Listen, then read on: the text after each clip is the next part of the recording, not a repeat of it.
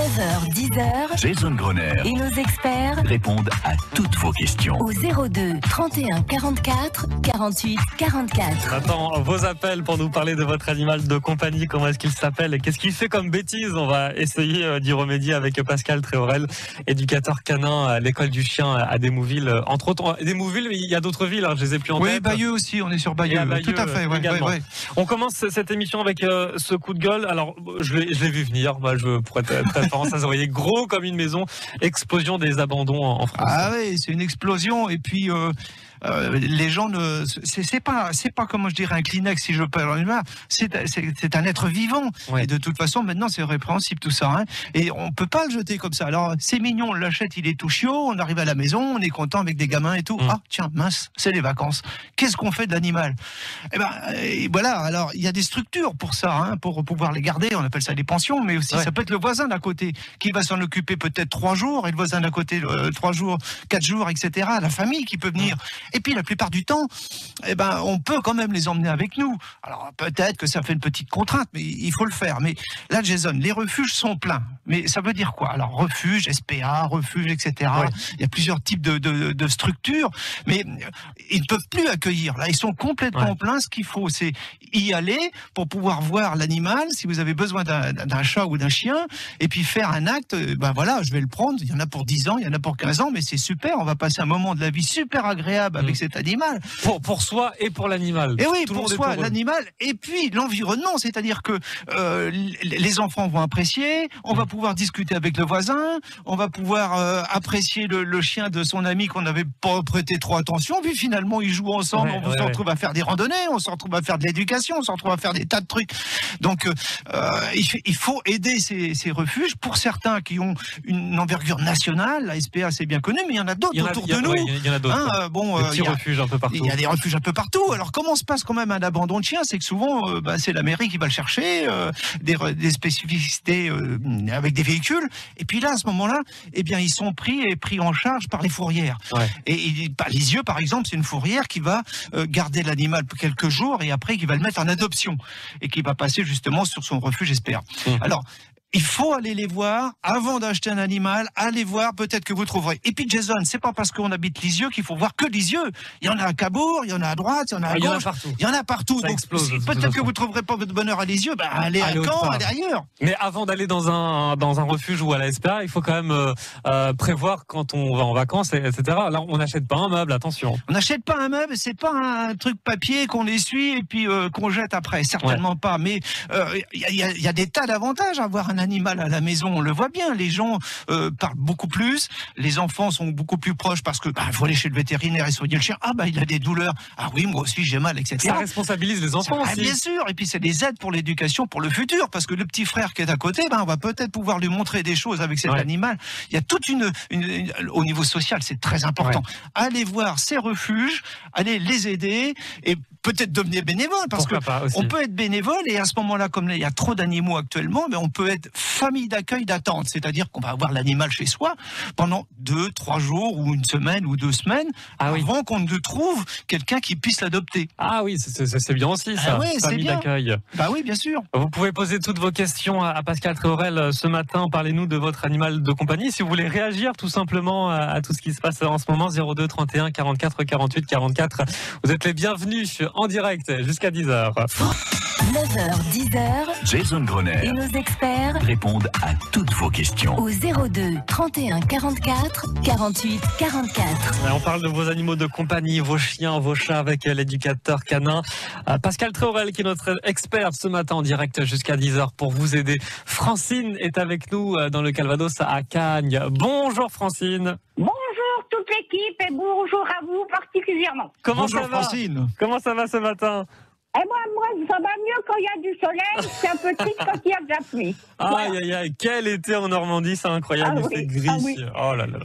Bon, Francine, vous êtes avec nous pour nous parler. Vous avez, alors c'est pas le vôtre, c'est un berger allemand. La garde d'une bergère allemande, elle a 6 ans. Mon fils est son 3e maître. D'accord. Quand même. Et chez lui, elle lui fait quelquefois des crises, comme si elle avait très peur de lui. Et si elle est dans la maison, elle fait pipi. et ça l'ennuie beaucoup. Alors je lui avais dit déjà que je vous en parlerai si possible. Et puis là, je l'ai en garde pour 3 semaines et hier, elle m'a fait une crise comme ça, mais elle était dehors. Elle s'est cachée devant les portes du garage et je la cherchais. Puis quand je l'ai vue, je l'ai appelée, puis hop, elle s'est sauvée. Et ça, 3 fois de suite. Bon, avec des friandises, je l'ai ramenée à la maison, je l'ai caressée, je me suis mise à genoux à côté d'elle pour la prendre dans mes bras. C'est On mignon, n'hésite ça. pas. Oui, oui. Bon, des cris, c'est vrai que ça peut être embêtant. Et pourquoi? Est-ce qu'on a une explication à ça, Pascal? Il y a plein d'explications, Francine, par rapport à ça, mais on peut pas remonter le temps de ce qui s'est passé dans Touchio. C'est compliqué, ça. 3e maître pour Oui, 3e maître. Alors, le chien a peut-être mal été traité. Enfin, il y a peut-être des choses comme ça. Et puis, c'est un peu comme chez les humains. Il y a des gens qui naissent avec la peur et qui la gardent malheureusement tout le temps. Et donc, Francine, d'abord, ne caressez pas, et les éditeurs, ne caressez plus votre chien quand il a peur. Vous êtes en train de lui dire que c'est bien d'avoir peur. Le chien ne comprend pas nos gestes comme ça. Donc, fait tout le contraire. Je dis pas que vous faites tout le contraire, mais bon, ça c'est sûr que vous faites le contraire. Il serait préférable de justement lui montrer ce qu'il y a à faire avec un ton pas très ferme, on ne crie pas, mais plus on est ferme. Imaginez-vous, Francine, vous avez peur de quelque chose, mais vous êtes avec quelqu'un qui, lui, connaît déjà l'histoire, il connaît déjà tout ça. Il va vous prendre par la main, il va dire, mais t'inquiète pas, on suit la ligne droite. Et c'est ce que votre chienne a besoin. Elle a besoin d'un guide. Et donc, c'est pas en la caressant et en voulant la réconforter dans sa peur qu'on peut la sortir de cette peur. Mais par contre, effectivement, un chien, quand il a peur, eh bien, il va faire pipi, et c'est assez fréquent. Et même à 6 ans, alors c'est des fois des gros pipis, le chien se lâche complètement. Et puis là, vous avez peut-être remarqué, l'odeur n'est pas la même. On a une odeur assez forte qui vient comme si c'était d'ammoniac. Et ça, c'est révélateur du chien qui a peur.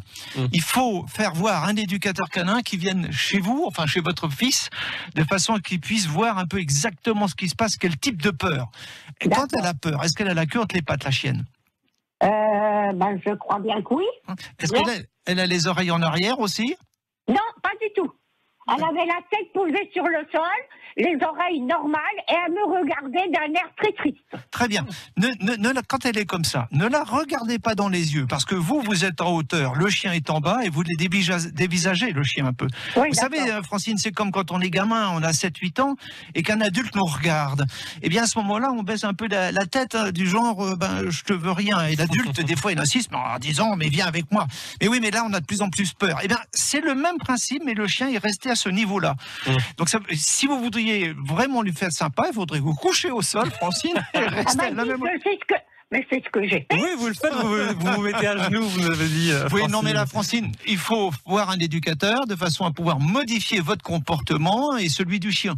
Mais c'est tout à fait faisable de modifier ça. Et puis, vous pourriez le mettre ce qu'on appelle un collier de diffuseur de phéromones. Ah oui, j'y pensais aussi. De façon à calmer ses anxiétés. N'hésitez pas, Francine, à prendre appel avec un éducateur et il va vous aider forcément. Voilà, Francine. En tout cas, vous ne faites pas tout mal et de toute façon, les experts, c'est fait pour ça. C'est fait pour poser vos questions et vous conseiller. Oui. Merci, Francine. Oui. Je vais vous expliquer, hier après-midi, j'ai une petite voisine qui est venue et elle me l'a fait courir. Oui. Et le soir, elle était charmante, joyeuse, très bien. Ah voilà, il faut courir. C'est peut-être ce qui lui manque un petit peu de jeu. Et l'éducateur, quand il va venir chez vous, s'il analyse bien la situation, il va certainement la faire jouer avec la balle, etc. Y compris dans l'endroit où le chien a peur.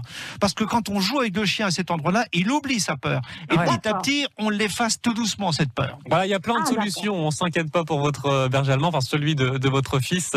Merci, Francine. Je vous souhaite un bon week-end. À vous aussi, et merci des conseils. Mais avec grand plaisir. Un très bel été à vous. Dans un instant, si vous avez un chien ou un chat, appelez-nous. Louise est au standard pour réceptionner vos appels. Et puis, on discute ensemble, savoir si vous faites les choses bien ou pas. Et si vous faites les choses bien, comment est-ce qu'on peut les améliorer aussi, si on discute ensemble. Odile est avec nous d'Argentan. Bonjour Odile. Oui, bonjour à toute l'équipe. Bonjour Odile. Bienvenue sur France Bleu. Vous avez plusieurs animaux, vous? Oui, j'en ai 2. Alors, j'ai un chien vieillissant et on vient d'avoir un petit chiot de 3 mois. Et on voudrait savoir comment se comporter pour la cohabitation qui, au début, n'est pas trop facile. Ah, Pascal. Oui, alors, Odile, ce qu'il faudrait savoir, qu'est-ce que vous avez comme chien vieillissant, comme vous dites? Eh bien, il va bientôt avoir 8 ans. C'est un Scottish. Oui, et le deuxième chiot, c'est quoi? C'est un Scottish aussi. Oui, donc ils sont de la même taille. Comment? Ils sont de la même taille, ils vont être de la même taille à l'adulte, donc c'est très bien ce que vous avez fait comme choix. Oui. C'est 2 mâles ou mâles-femelles? Non, 2 mâles. Alors, dites voir, c'est normal que le petit chiot soit en train de vouloir jouer avec le plus âgé. Oui. Et d'un autre côté, c'est un peu normal que le plus âgé veut être tranquille. Ça fait longtemps qu'il est seul chez lui. Ouais. Bah C'est pas, comme je dis souvent, c'est pas un petit con qui va venir l'embêter. Hein. Dites voir, il faudrait lui donner des phases quand même au petit là où il a le droit d'aller avec le plus âgé, mais à l'extérieur de la maison. C'est-à-dire quand on s'entend des choses à droite et à gauche. Vous voyez ce que je veux dire? Oui. Que l'un et l'autre soient occupés ou par un jouet. On fait occuper le petit par un jouet, le grand va regarder le petit s'occuper. Mais laissez-le des fois séparer les uns des autres. Que le plus âgé se repose, parce que s'il ne se repose pas, il va pouvoir prendre le petit en grippe et alors là, ça va devenir délicat. Oui, d'accord. Deuxième chose, Odile, il faudra aller tout près d'une école de façon à pouvoir faire ce qu'on appelle l'école du chiot. C'est important que votre chiot puisse jouer avec d'autres chiens et puisse les pincer et se faire pincer. Parce que lui, il va pouvoir pincer les autres, comme il pince le petit vieux là qui est avec vous. Mais quand il va se faire pincer par des petites dents pointues, il va se dire, oh, ça fait mal ça. Et du coup, alors là, il va réagir en disant, ok, je ne ferai plus supporter ça aux autres. Et vous devez, Odile, le laisser jouer jusqu'à plus soif avec d'autres chiots. Mais des chiots de son âge, pas des chiens adultes. Des chiots de son âge, c'est 3, 4 mois, 5 mois, pas plus. Hein. Faites ces deux choses-là, c'est-à-dire on écarte un peu le chien âgé de temps en temps, et même souvent dans la journée. Et puis 2, allez dans une école où vous avez à l'école du chiot. Oui, d'accord. Voilà, Odile. Oui. Pour les promener, alors moi je promène le gros, enfin le vieillissant tout seul le matin et je promène les deux le soir. Est-ce que c'est bien? Alors vous pourriez travailler chacun un chien, c'est-à-dire vous pouvez les sortir tous les deux ensemble, ça pose pas de problème. Mais par moment, le petit, il faudra le sortir seul parce qu'il a besoin de couper le cordon avec l'autre. Il faut qu'il soit lui-même. Et puis celui qui est plus âgé, il faut qu'il lise les mêles des autres chiens, c'est-à-dire que les autres chiens, quand ils font des pipis, moi j'appelle ça un mêle. Il laisse une trace. Et donc votre vieux chien, il faut qu'il aille sentir ce qui se passe aussi. Et quand il est avec un petit chiot comme ça, le petit chiot, il vient sans arrêt l'embêter. Donc vous faites très bien de les sortir un peu séparément, mais des fois, il faut les sortir et au moins 1 à 2 fois par jour ensemble. Ensemble, d'accord. Voilà, Odile, merci d'avoir appelé. Je vous souhaite un bon week-end. Merci beaucoup. Au revoir. À très vite. C'est vrai que quand on a un chien comme ça qu'on a depuis longtemps, parfois c'est 10 ans, parfois plus même, et tout d'un coup, ce chien-là voit arriver un petit chien sur son territoire. C'est son territoire. Ça peut mal se passer parfois. Quand c'est des chats, on parle de territoire. Quand c'est des chiens, on parle de hiérarchie un petit peu plus. D'accord. Mais le vieux chien, il y trouve son compte. Et nous aussi, parce que quand c'est un jeune chien, ça le bouscule. Un peu comme nous avec les gamins qui nous bousculent. C'est énervant des fois, mais ça nous bouscule. Eh bien, là, le chien âgé, les gens me disent souvent, mais il a retrouvé une pêche, mon chien, là, maintenant. Il a 10 ans, 11 ans, mais le petit l'a boosté, et ça booste, justement. Alors, le fait de prendre un deuxième chien, c'est bien, mais Jason, on va pas les abandonner, on est bien d'accord. Si on prend un deuxième chien, c'est qu'on peut en prendre 2. Voilà. Et voilà. Mais bon, effectivement, on peut aussi aller dans les refuges chercher le deuxième. C'est ça. Et ça peut être aussi, j'allais dire, une transition. Le mot est pas très propre, pas très beau, mais une transition, quand le vieux décédera, on aura le petit... personnellement, j'ai toujours 2 chiens. Il y en a un qui est plus âgé, j'en ai un actuellement qui a près de 10 ans et l'autre qui a 4 ans. Je sais que celui de 10 ans partira certainement avant. Donc je vais avoir beaucoup de chagrin quand il partira, mais j'aurai le deuxième pour me consoler. Et je suis pas mieux que les autres, moi aussi je fais des bisous aux chiens à ces moments-là.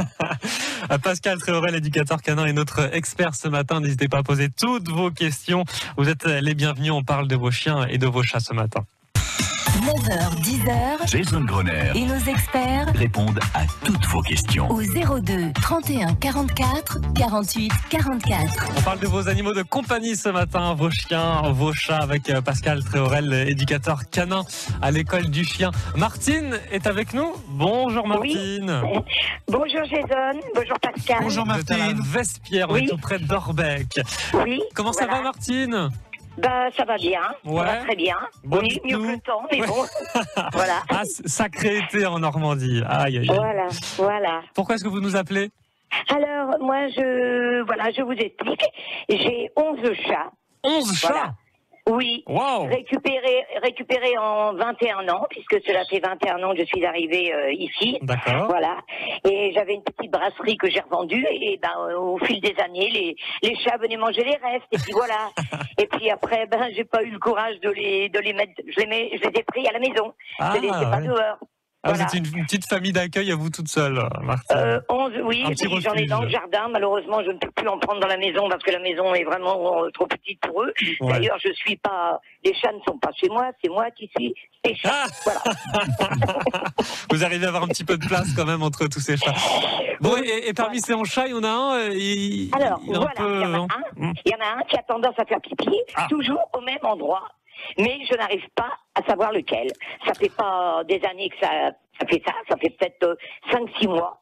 Ah oui. Je ne sais pas lequel. Ah oui, voilà. vous avez remarqué ça récemment, donc il y en a toujours un qui fait pipi au même endroit dans la maison. Toujours au même endroit, voilà. Pascal, Alors, je ne sais pas trop comment faire pour savoir qui fait ça. Oui. Parce que j'ai pas toujours la tête pour bah, c'est sûr. Eh ben, on va demander à Pascal. Par contre, Florel. Martine, Oui. il y a beaucoup de mâles dans le lot? Vous avez des mâles? Ils sont tous castrés. Hein. Ah ouais, mais Il doit y avoir 5 mâles. c'est un pipi qui est au sol ou c'est un pipi qui est au mur? Non, c'est un pipi qui est au sol. Et c'est des gros pipis? Comment c'est? Quand même, pas des gros pipis, mais quand même pas mal, quand même. Ouais. Voilà. Mais vous avez un suivi vétérinaire? Oui, bien sûr. Oui. Parce J'ai que essayé plusieurs choses. J'ai essayé, je veux pas dire faire de réclame, mais bon, même un produit qui donne le soir à la télévision, là, en réclame. Oui. Et puis ça n'a pas marché, il n'y a rien à faire. Non, mais c'est Voilà. pas. Je pense plutôt moi à un chat qui a un problème d'infection. Ah bon? Pourtant ils sont pas malades. Non, mais vous le verrez pas comme ça si le chat a un problème d'infection ou de rein. Mais c'est pas Oui. tous les jours que vous avez un pipi. Comment? Vous avez pas un pipi comme ça tous les jours de marquer. au sol. Oui, à peu près tous les jours.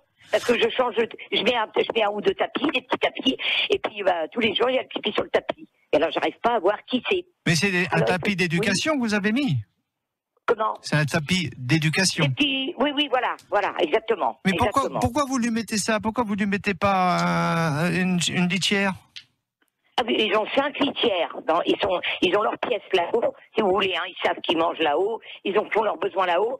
Il y a 5 litières pour 11 chats. Oui. Je pense que c'est assez. Il vous en manque 6. Oh, Ah, Il en faut une par chat. une par chat. ça en fait des litières. Et Martine, j'aime pas trop passer après les autres, moi, aux toilettes. Mais bon, chacun voit son truc. Mais, non, Martine, alors, de mémoire, je peux pas vous dire sûr, mais je crois qu'il y a moyen de mettre dans l'alimentation d'un animal, Oui. de façon à pouvoir faire ou bleu ou vert, je ne sais plus. Oui, Je suis pas vétérinaire du tout, il faut demander ça au vétérinaire. Mais de mémoire, je crois qu'il y a moyen de mettre quelque chose comme ça. Ça vous permettrait de faire un chat pendant une journée, un chat pendant une autre journée. Ah, Et oui, vous pourriez tester de cette manière. Mais Martine, un chat, une litière, une toilette à chat. Alors, il me faut 11 litières. Ah bah oui. Oh, ça va faire beaucoup. Je vais forcer d'enlever leur canapé, ils vont pas être contents. Mais ce que vous pourriez faire, c'est par contre enfermer un chat, si vous n'avez pas chez le vétérinaire le produit, vous pourriez l'enfermer dans une pièce, chacun à leur tour, toute une journée. Ah oui, pour Parce voir. que de toute Ok, façon, d'accord. même s'il y avait une maladie, vous seriez obligé de faire ça. Donc faites-le Alors, maintenant. Oui. Et je voulais vous demander aussi, pendant que j'y pense, alors, mes chats ne sortent pas du tout de ma maison. Oui. Parce que j'ai trop peur qu'il leur arrive quelque chose. Vous comprenez, Ouais. il y a des voitures, là où je suis, qui passent, et donc ils ne sortent pas. Alors, une fois, je suis passée sur le journal, avec un article justement sur mes chats. Ah bah oui, 11 Et chats. on m'a téléphoné en me disant que c'était pas bien pour les animaux de les laisser enfermer. Je voudrais savoir si c'est vrai. Alors, Pascal, c'est vrai Oui, ou pas? et c'est vrai, ils ont raison. Ah. Je vous dis pourquoi. Oui. C'est comme pour nous, Oui. on a besoin de photosynthèse, on a besoin du soleil pour fixer certaines vitamines. Martine, vous allez pouvoir faire des choses très simples. Il existe des harnais pour les chats. Oui. Des harnais pour les chats. Il existe des petits filins qu'on peut attacher au pied de la maison. Et laisser. Oui. Vous avez un arbre chez vous? Oui, oui, oui. Laissez-les monter chacun à leur tour s'il faut dans l'arbre pour qu'ils puissent prendre un peu de soleil et puis qu'ils puissent attraper de temps en temps un petit oiseau qui va se casser la figure, votre charmée. Elle aime trop les animaux. Il se cassera la figure parce qu'il ne saura pas faire. Mais laissez-le prendre le soleil, effectivement. Ça, c'est important. Mais avec un petit filin, chacun son tour, tous les 11 jours, en fait, ça arrivera que le chat ait sa petite sortie. Ça leur fera du bien de gratter l'arbre, ça leur fera du bien. Allez-y, faites-le. Ouais, ça peut être pas mal ça. Si vous avez peur, il y a un petit filet. Il y a toujours des petites solutions, Martine, mais ils ont raison. Quand on vous dit il faut sortir les chats, les chiens, etc., c'est un peu comme chez les humains. On sait bien que quand on est malade, nous, quand on peut prendre un peu le soleil, après ça nous ravigote. Le soleil en ce moment en Normandie. Ça viendra, Jason, ça va venir. Merci Martine. Merci pour vos émissions, merci à France Bleu. Mais merci à vous. Au revoir. Un très bon week-end. Au revoir Martine. Continuez. N'hésitez pas à partager à poser votre question, avec l'éducateur canin Pascal Tréorel de l'école du chien. Ce matin, il est avec nous pour vous aider. Sonia de Bayeux. Bonjour Sonia. Oui, bonjour. Bonjour Sonia. Comment ça va ce matin, Sonia? Ça va. Il fait beau, il y a du soleil, donc ça va. C'est vrai? À Bayeux, il y a du soleil? On arrive. On va tous débarquer à Bayeux pour trouver un peu de soleil. Vous avez un pincher? Oui, c'est ça, une petite pincher de 8 mois que j'ai eue, elle avait 2 mois et demi. Donc je connaissais pas trop la race, ça avait l'air d'être sympa. Bon, c'est sympa, mais elle a du caractère quand même. Ouais. Et le gros souci, c'est qu'elle aboie sur tout et n'importe quoi tout le temps. Les gens qui aboient tous les jours, elle va leur aboyer dessus. Donc c'est un petit peu embêtant pour tout le monde. Alors le pincher, pour ceux qui ne voient pas ce que c'est un petit chien, plutôt assez petit. Il y a des moyens, il y a des moyens, des grands. À poil court. Ah là, c'est une nain. C'est une nain. Il y a 3 tailles. Un pincher nain? Oui. Ah oui, c'est tout petit. Et quel poids elle fait, Sonia? Elle fait 5 kilos. Ah oui. Oui. C'est déjà un grand nain. Alors qu'est-ce qu'on peut répondre à Sonia, Pascal? Sonia, le fait que le chien aboie, surtout, comme on dit, sur n'importe quoi, c'est assez fréquent sur la race. Donc, il va falloir qu'on détourne l'attention du chien, mais avant de lui dire d'arrêter d'aboyer, il faut lui apprendre à aboyer, Sonia. Donc, la prochaine fois que quelqu'un vient chez vous, laissez-le dehors, ce quelqu'un, et laissez-le frapper. Vous êtes à côté de votre chien et vous lui dites aboie, aboie, aboie, aboie. Et à un moment donné, vous allez monter le ton. Stop! C'est fini. Si le chien continue d'aboyer, vous l'enfermez dans la salle de bain 10 minutes. Ah oui. Okay. Il ne faut pas que ça en reste là. 10 minutes après, vous ressortez le chien, il va falloir le refaire un quart d'heure après. Demandez à quelqu'un, un voisin à côté de vous, à vous aider. Et là, il ressonne, il refrappe, le chien raboie. Vous allez à côté de lui, aboie, aboie. Et d'un coup, stop! Le chien ne continue encore? Eh bien, alors t'es puni. Retourne dans la salle de bain. Il va falloir le faire plusieurs fois, de façon à ce que le chien, quand on lui dit stop, il s'arrête. D'accord. Ça ne marche pas à 100%, Sonia, ce que je vous explique, mais ça marche souvent. La deuxième chose, après l'éducation, on peut être un peu répréhensif. Quand le chien aboie, vous allez prendre une petite bouteille de soda vide, vous mettez 4-5 cailloux dedans, un petit scotch en haut pour que les cailloux s'en aillent pas, et quand le chien aboie, vous secouez la boîte très fort et vous lancez la boîte juste à côté du chien, pour que le chien prenne peur. Et quand le chien arrête d'aboyer, vous lui dites c'est bien. T'es un bon chien, c'est bien. Ah oui. Vous reprenez la boîte et la personne va ressonner et frapper. Le chien va vouloir aboyer, vous secouez la boîte très fort, le chien va se dire attends, tout à l'heure j'ai reçu la boîte à côté de moi, j'ai pas envie de la recevoir. Il va assimiler le bruit des cailloux. Je préfère de loin la première solution parce qu'elle est éducative, mais il y a des fois l'éducation, ça va quoi. On est mené en bateau, donc il faut trouver des solutions. Donc, puis elle est maligne comme un singe, alors c'est vrai que elle prend vite elle sait bien comment ça se passe. Oui, mais à la force d'être puni, c'est comme tout le monde, à la force d'être puni, on réfléchit à 2 fois. Donc prenez la première solution parce qu'elle est éducative, la deuxième elle est plutôt corrective. Elle n'est pas violente la deuxième, je peux pas dire ça. Il y a pire, mais bon, faites ces 2 choses-là. Voilà, vous avez 2 solutions, Sonia. Et par contre, c'est juste parce qu'à la maison, bon, ça me dérange pas, mais j'ai la chance de pouvoir l'emmener avec moi au travail. Et comme je travaille dans une ferme, elle est en liberté. Et dès qu'elle voit, même mes patrons qui sont tout le temps, qu'elle voit tous les jours, elle leur aboie dessus dans la cour. Donc du coup, elle est en liberté.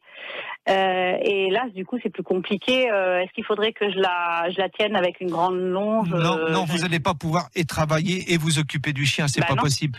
Là, dans ces moments-là, vous n'avez pas d'autre choix que d'utiliser ce qu'on appelle un collier anti-aboiement. Deux types de colliers anti-aboiement. J'ai essayé le vibrateur, mais ça... Non, alors, vous avez essayé ce qu'il fallait, déjà, mais vous allez passer à la vitesse supérieure, c'est l'électrostatique. Ouais. C'est-à-dire que quand le chien aboie, il entend une petite musique bibib, et s'il continue d'aboyer, il va se faire secouer légèrement. Alors, attention à ce que vous achetez, mais là, ça fonctionne bien. Ça fonctionnera à quasi 100%. Voilà, on a avec 3 une astuces télécommande avec ou sans vous. télécommande? Sans télécommande, c'est un collier anti-aboiement. Alors attention, parce que cette race-là est particulière, Jason. Je sais que j'abuse du temps, mais c'est comme ça. Jason, il faut... Ce chien, il va couiner. Il y a des colliers anti-aboiement qui sont faits spécifiquement pour les chiens qui pleurent, comme ça. Et donc vous pouvez... Il va aboyer, d'accord, mais il va se mettre à pleurer. Il faut que le collier soit aussi efficace dans ce sens-là.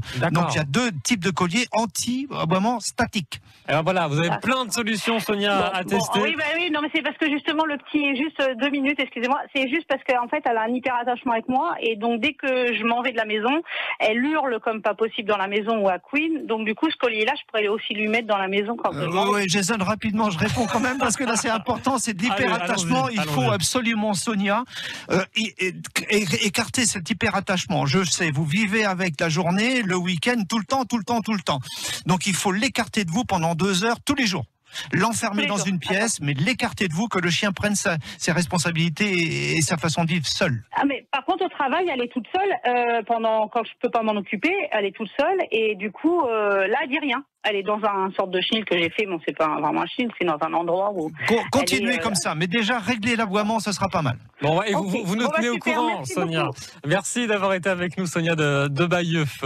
On doit faire une petite pause musicale, mais on va enchaîner direct avec Nelly, parce qu'on va bientôt se quitter, Pascal Tréorel. On va prendre la question quand même de Nelly de Granville.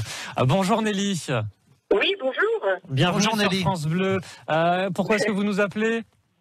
Alors voilà, je vous appelle, je voulais savoir comment se comporter avec un chien qui s'était échappé de chez son maître, qui était sur la route, et que c'était un berger malinois, je pense, et il est devenu un peu agressif avec moi, et moi je suis pas du tout habituée à ce genre de comportement. Okay. Voilà, j'ai voulu bien faire, et je suis rentrée un peu dans une situation de stress. Oui, bon, Nelly, alors il va falloir faire ce qu'on appelle une diversion. C'est-à-dire que vous allez prendre une balle de tennis, vous achetez une balle de tennis ou vous en prenez un avec un ami qui fait du tennis, vous la mettez dans la poche. Et quand vous allez voir ce chien arriver, vous allez lui lancer la balle de tennis pour lui faire voir que c'est un jeu. Et là, à ce moment-là, il va réagir certainement différemment. Ne le lancez pas sur lui, mais à quelques mètres de lui pour lui dire « Allez, vas-y, occupe-toi de ça ». Ça permet de détourner l'attention du chien. Ah d'accord. Alors, la petite astuce pour vous, Nelly. Merci d'avoir été avec nous. Je vous souhaite un bon week-end et à très vite. Merci, au revoir, Nelly. Merci beaucoup, Pascal. Jason, on parle encore un petit peu des refuges. Allez voir les refuges, allez voir ces animaux. Ils ont besoin de vous. Et puis, les bénévoles ont besoin de vous. Alors, amenez-leur un petit gâteau, une petite fleur, un petit quelque chose. C'est des gens charmants. Ils vous expliqueront comment vivent les animaux. Allez-y. On le rappelle, explosion de l'abandon cet été. Coup de gueule encore, on le rappelle avec Pascal Tréorel. Votre site internet, on peut le rappeler aussi avant de se quitter, Pascal. école-du-chien.fr, et à ce moment-là vous avez certaines informations, y compris comment adopter. Et puis j'ai écrit un bouquin quand même, vous pourriez le lire aussi, c'est gratuit, il suffit de le télécharger et vous aurez plein d'infos sur l'éducation. Et ben voilà, à bientôt Pascal, merci d'avoir été avec nous.